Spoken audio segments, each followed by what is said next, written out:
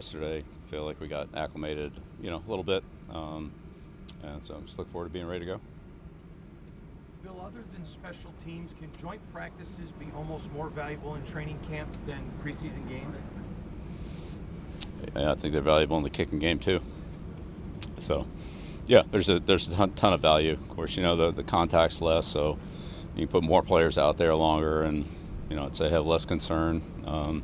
Control situations, make sure you get the third down, red area, 2-minute end of the game, kicking situations that you're looking for that may or may not come up in a preseason game. Probably won't come up in a preseason game with the players that would most likely be involved in them during the regular season. So those are all great opportunities for us. But just the fundamentals, working against another team, quality team like the Raiders, working our fundamentals against their players and what they teach is great work for us. Bill, what do you think are some of the qualities that make Josh a good head coach here? Yeah, I've talked about Josh a lot, Phil. So, he's done a great job. He's all strengths for him. So, I just worry really about what we're doing out here today, but I think the world of Josh. So. Bill, he talked a lot during his introductory press conference of learning lessons after the Denver tenure. Did you see a difference from him prior to, afterwards, and through the growth before he came here? Yeah, Josh is the type of person that grows every year. I like to think we all do. We all learn things every year. This will be his opportunity to take whatever that was into a different situation. He wasn't the head coach at New England, so it was different. But here he is, and so I'm sure that he'll take advantage of that. He's a really smart guy, works hard, he's a good football guy, he's a solid person. So I'm sure he'll do well. Bill, correct me if I'm wrong, it seems like Patrick's defense is much more multiple than the Carolina unit you saw last week. What benefits will there be to seeing different looks this week for your offensive line? Well, every look's different because the team's different. The players are different. So we didn't see Cosby. We didn't see Chandler Jones. We didn't see Abrams. We didn't see a lot of these guys. So that all is different. So whatever Pat chooses to do, he does. And, we'll deal with it. But Carolina, I thought Phil did a good job with what he did there. I mean, we certainly had some things we had to, handle with them. Didn't handle, had to adjust. So we learned something every week. How have you seen Brian Ray progress through camp? Good. Brian's got a good background. Played multiple positions at Alabama. I know was injured most of his senior year, so that was not it's a tough year for him from a production standpoint, but. He's been able to work into a number of different roles for us, and been out there every day, works hard every day. So he's gotten better and improved. So it's been good to work with. Bill, what have you seen from Tavai out here in his first camp with you guys? Feels like he's been out there a lot in defensive kicking game. Yeah, Jelani's done a good job. He came in last year, picked things up quickly. He's a smart kid, really good football player. Can do have a lot of different roles on the line, end of the line, third down, kicking game. He does a lot of things. Did that in Detroit. Did some of that in college, and then was able to pick that up. But of course, this year it's just different for him being here in the off-season program, being here from the start of training camp. Has really developed a leadership role in the team. Really good communicator. So he's done a nice job for us. It's been impressive. Bill, you've had some high praise for Ramondre Stevenson. Got obviously a lot of local fans out here from where he played at Centennial. Just talk about his growth and what you've seen in him. The last 3 years for Andre have been big jumps from junior college to Oklahoma and Oklahoma into the NFL, and then now in his second year in the NFL, his growth from year 1 to year 2, just in terms of training, again understanding what what the NFL, what we do, what the opponents do, the pace of the game, the pace of the season, and so forth. He's just shown a lot of consistent growth over that period of time, and a really good football player, does a lot of things well, and has a great future in front of him.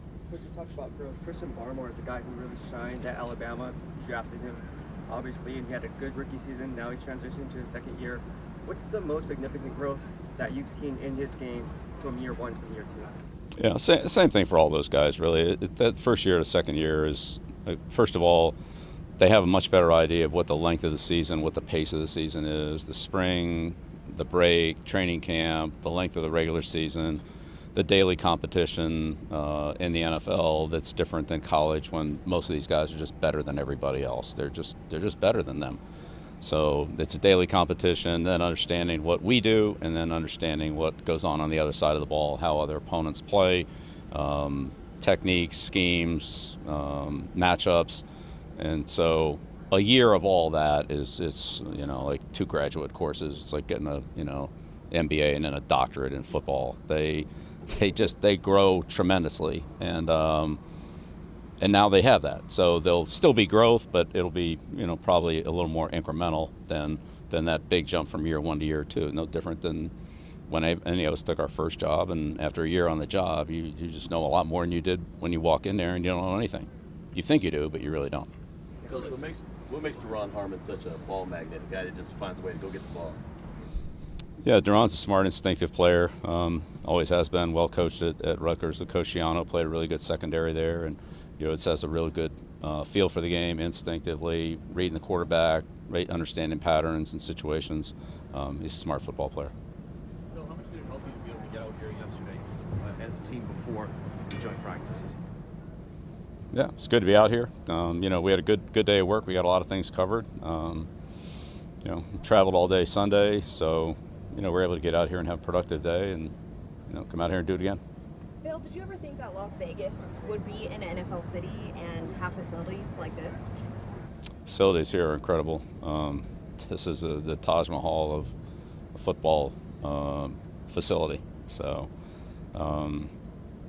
but yeah, no, it's a great environment. Looking forward to to being in the stadium, and of course we've come back out here in the regular season. So, but it certainly looks like they're ready for football. Stadium looks good. Facility looks good. And they got a good team, and a good coach, and a good staff. So I'm sure it'll be very competitive.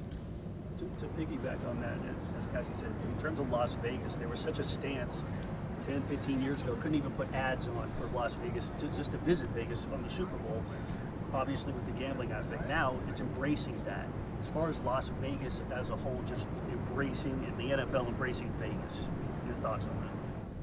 Yeah, again, that's all over my head. I'm a coach. I'm trying to coach a football team wherever it was. New England for the last 20-some years, but before that, I'm not worried about where franchises are, or what's going on in other cities, or all the questions you asked about. Honestly, I'm just trying to help the team, coach the team, put a good team together, do my role on the team, whatever it was. Like that those are questions for somebody that has a lot more, I would say, is more in that arena than I am. Sorry. Bill, Max said something to us a week or two ago about how the communication on the offensive line has just changed a little bit versus what you guys did last year. How have you seen that group sort of adapt to those changes? Yeah, well, it's all a work in progress, and we've had some people missing from the offensive line at various points during training camp. So always room for improvement there. We got a long way to go, but I think we're gaining on it. I know we're gaining on it. It gets better every day, and we create some difficult situations that force us to communicate and recognize things in our practices. And then we've seen those from Carolina, some of the Giants game, and I'm sure we'll see them this week against Vegas. So those are all good opportunities for us to not only improve our communication and recognition, but also coordinate the techniques that go with that so that we can execute the running play or pass protection properly, whatever it happens to be. How much is the long view in mind when you make a change like that? Because, obviously it looks like, between the 5 or so guys that we usually see out there early, those guys have been in the system for a year or two already. So to change, is that more of like a long-term benefit that you have in mind when you make a change like that? Like what? The communication on the offensive line. If it's different from last year and you have guys that played here last year. We make changes every year. Yeah, Phil, we make changes every year. We don't just Xerox the playbook off from the year before, and obviously we're not running the same thing we ran in 2001 when we won a championship. So a lot of things have changed over the years. They change every year. Some of it depends on what we have. Some of it depends on what we're seeing, what we have to deal with. Some of them may, depend on a change in strategy that we want to employ or an overall philosophy. So I can't think of a year that there haven't been changes, modifications, and adjustments. We're always looking to do things better. So that's an annual rite of passage.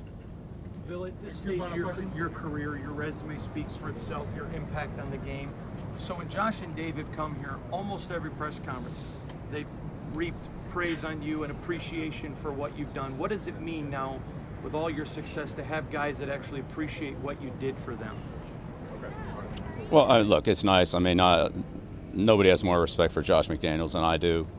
Dave did a great job for us, but none of that really matters. It doesn't mean anything. This is 2022. Nobody's done anything this year. I haven't done anything. Our team hasn't done anything. So, we have to prove what we are this year. Whatever happened in some other year, however great it was or wasn't, it doesn't really matter.